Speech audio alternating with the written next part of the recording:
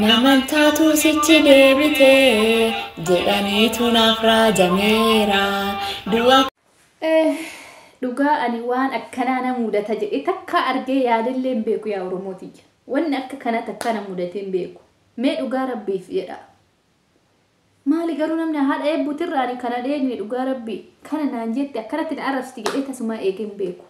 Haadha eebboo garuu hin kabaja namni haadha eebboo hin beekne viidiyoo kana laalatti walitti deebina dhugaa nama aarsaa eebboo jecha akkanaa kana ishiirraa tasuma argee hin arga jedhee yaadee hin beeku. Dhugaa nama aarsiti haadha eebboo akkamitti na arrabsiti akkanatti dhiiroo. Namni guddi nama arrabsaayidha. Isma'aa nama jaalatanii fi nama kabajan bakka gadheetti arguun hin ulfaata. Nageenya raarri waaqayyoo isiniif haa ta'u akkam jirtan hordoftoota kiyya jaalatamuudhaaf kabajamoo. Please viidiyoo kiyya kana share naaf godhaati. Haadha eebbuu biraan naa gaha. Viidiyoo ishii kana haga dhumaa laala waan naan jettee karaa keessa kabajaadhaaf ishii gaafadhe waan karaa keessa ishiin jettee na arrabsite viidiyoo kana laalaati walitti deebina. Intala salphattuu nana salphoo. Soqolattu re'ee hijaree nyaatte atimoo rabbaata waan rabbaan abbaa manaa korraa shaboo faca'e akkamitti abbaa manaa namaa fudhadha jetta ija kee keessatti qaaraa dhangala'u dhaqii ta'u yoo barbaadde ija wannoodhaan miiccadhu cabbiidhaan miiccadhu yoo barbaadde mixmixaadhaan miiccadhu yoo barbaadde waan barbaadde miiccadhu fafa wayii fafooftee fafa namatti dubbatiin. Maqaan nama keessa waan fafaa afaan namaa keessaa hin bahin. Ati salphoodha bar. Siyaa salphisuutu iji kee haa salphatuuti. Anaan na salphifti. Nama guddaa salphoo gootee na haasofsiifti. Namni abbaa manaa ofirratti nama dhiisu hin jiru. Walirraa gashina kaa sittaan agarsiisa kaa akka bal'aa sitti dha'ee. Tuqimee abbaa eebbaa. Tuqimee abbaa eebbaa sin argisiisa. Kaballaa sitti cufee kaballaa sitti dha'ee. Ija keessaa baasa. Na sodaadha seete iji kee baduuti. Maalati baalagee? Takkumallee qaanoftu baalagee. Ija re'ee nyaatte nyaatamiitu. Badase iji kee badu. Waa ishee dhabuu. Wanta fafagan dukka sitti dhahanii sitti haadha'u caccabdu. Akkam jirtu fayyaa keessanii nagaan araarri waaqayyo isiniif haa baay'atu. Akkuma mana kanatti har'aan haaraadha. Haaraan agartu mana yoo nama akkasitti ergee fi fuutee maxxanfachuu ishee waan hin oollee fi mana masiyaa eebbisaa kanatti yoo isheen maxxanfatte yuutuubii ishee irratti anama karaa keessaa viidiyoo kanatti erguufanii yoo isheen hin maxxanfatte ta'e garuu eebbaati safuu cabsitee ati safuun beektu naan hin jedhina kunoo akkasitti na dhukkubsadhee kunoo mataa koo keessaa biddi boba'aa akkasitti as keessa bokk jedha ani jechuudha ani mucaan koo laali kunoo sa'aatii 3 akkasitti taa'ee nyaachisa la akkasittan sa'aatii 3 harkinni kun akkasitti na danazzazee jira sa'aatii 3 nyaachisaa. Uffanni gaarii nan uffadhu ila akkasitti boxaa ta'a akkasitti jechuudha. Akkasitti odoon taa'ee akkasitti odoon qallabuu odoon nyaachisuu kana naa gadduu dadhabdee jechuudha. Kana naa gadduu dadhabdeeti gadda biraanatti dabalti. Ani miidiyaa irratti dhufee miidiyuma irratti yoo ani dhufee akkana bahee mucaa kootiif warri mana masii kana nan beektanii isinitti ani maatii ishiin viidiyoo kana nama maxxansuu ishee waan hin oollee fi eebbaaf beekoo warri hin beekne yoo hin beekne jechuudha dhaqaatii mana koo keessa dhaqaatii daawwadhaa. Ani maqaa mucaa kootiinan maqaa eebbaaf beekoo jedhuun banadhee jira. Achi maqaa mucaa kootiitiin mucaan koo immoo mucaa waggaa 8ti.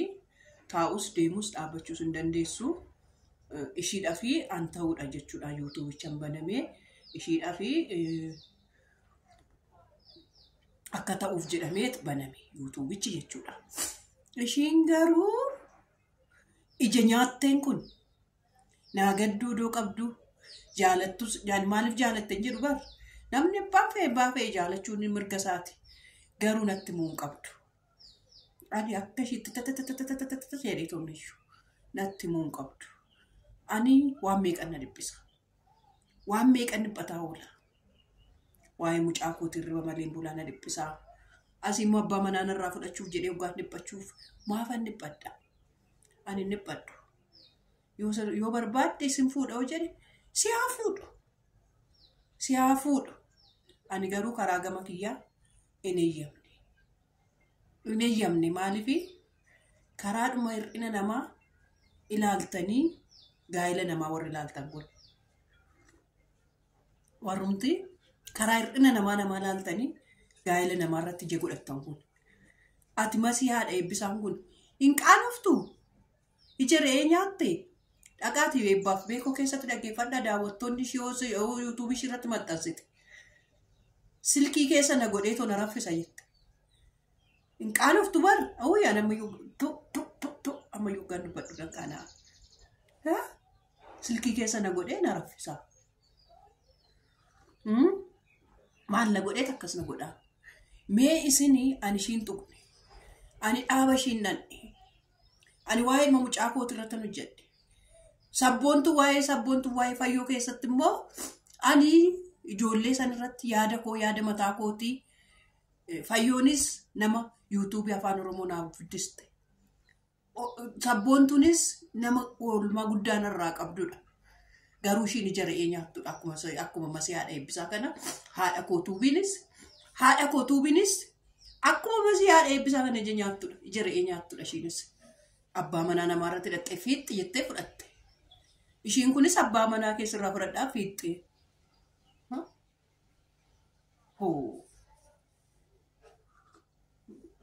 Abbaa manaa naa barbaadii waan biraa. Abbaa manaa keessarraa fudhadhaa waan biraa. Maal eebbarraa dangifiitiin naqabee akkana ajjeesuu barbaadde? Akkana niduu barbaadde? Dangifiitiin akkana ajjeesuu barbaadde? Maal jechuudha? Maaliifan dangifiitiin du'aa? Maaliif dhiibbaan dhiigaa koo asii olii ka'ee sukkaarri naqabee du'a? Kun boo mataa laal boo mataa koo akkasitti akka dadheergatanitti fitamiin dadhee jira. Akkasitti dadhee jira. Inuma na gubdi biddarra gootee na gubdi. Jettee jechuudha. Gorsee hin dadhabe karaa keessatti miin dadhabe. Dhiisii wanti kun sin ta'u. Har'a jalqabde seetanii namni har'a waan jalqabdee waan sabboontuu booda jalqabde itti fakkaata. Eega fayyoon irraa sabboontuu fayyoo irraa fudhattee jalqabde sinitti fakkaata. Waggaa 5 asuma biyyatti dhufuu dhiiste malee waggaa 5 guutuu. Dhoksaa waggaa 5 guutuu kunoo amma haadha kootuubiin fayyoo irratti fudhachuudhaaf karaa banteennaan fudhattee dhufte kun haadha kootuubiin. Fudhattee dhufte. Malee ishiin eega jalqabdee waggaa 5. Fuudha waggaa 5. Akkuma yuutuubii banee ani sabiskiraabii fi sa'aatiidhaaf olii gadi jooroo argine garee guddina Oromoo keessatti amma gareen illee diigameera. Achi keessatti wal agarra. Achii na fudhattee kun akkasitti gudiina goote. Intala salphoon nana salphattu siyaasa salphisu salphoo. Egaa hordoftoota kiyya akkuma viidiyoo haadheebbuu dhaggeeffattanii jirtu. Hundi keessanuu dhaggeeffattan eenyu badii akka qabullee ilaalame na arrabsite bar kana hundamee namni akkatti nama arrabsaa keessan. Ani bar kabajaadhaaf haadheebbuu tiyya kabajaaf si gaafadhe malee haana arrabsituufi miti. Viidiyoon irratti deebisteen arrabsiti keessan. Mee jecha akkasii kana dhaggeeffattanii jirtu namni hoolaa re'ee namaan jedha. Akkamitti jecha akkasii naan jette anaa. Ani bar kabajaa ishiidhaaf qabuufi malee callisee isaan walii galee wal fuudhuu dandeenya. Viidiyoo irra argitee yookiin bakka biraatti dhageettee feentii ta'uurra har'a haa dhageessu jedhee keessa naqee ishii gaafadhe. Akkam na arrabsiti ishii maalinni rakkoon ana wajji qabdu jiraa? Inde? Isan gaafattu innuu deebiin deebisaa fi akkamitti akka wal jaallanne anaa gana arrabsitu bira jiraa miti abbaa manaa ishee. Anin jaalladhe na jaallate bakka wal jaallanne kanuma namni kam wal jaallata. Abbaa manaa nama akkamitti jaallattaa warri naan jettan immoo maal rakkoo qaba? Jaalalli onnee qulqulluu barbaada malee haadha manaa lamaa qabaachuun cubbuu miti. Inde? Ani haadha manaa lammaffaa odooniitii takkaa miti 10 qabaatan dhiisu abbaa eebbuu dhugaa dubbachuuf ta'e. Dhiisu jaaladheen jira kanuma. Kanaafuu viidiyoo kee kana sheer itti naa godhaatii fi viidiyoo ishiin akkana na arrabsitu kana naa dhagaa hundi keessan. Anaa dheebbuu kana ishiirra dheegni. Sanuu cubbuu sodaattu jettee mucayyoo akka angaraan na boora waaqanillee walitti na buusuuf eebbuu waraabdee natti ergite. Ani immoo garuu waan akkasii kana tasuma hin dhaga'u. Aan abbaa eebbuu haadhee isa ergitee mi'aan xiiqiin deema. Namni natti duulee na arrabsee jennaan immoo hin dhiisu. Kanuma waan na dhaggeeffataniif galatuma viidiyoo kana sheer godhaati biraan naa gahaa. Lammata akkashiin viidiyoo na arrabsitee irratti hin hojjedhe. Kan hunda namaan jedhee nama arrabsaa namni daqiiqa kan hunda taa'ee nama arrabsaa. Yaa dhiiroo salphanne bar.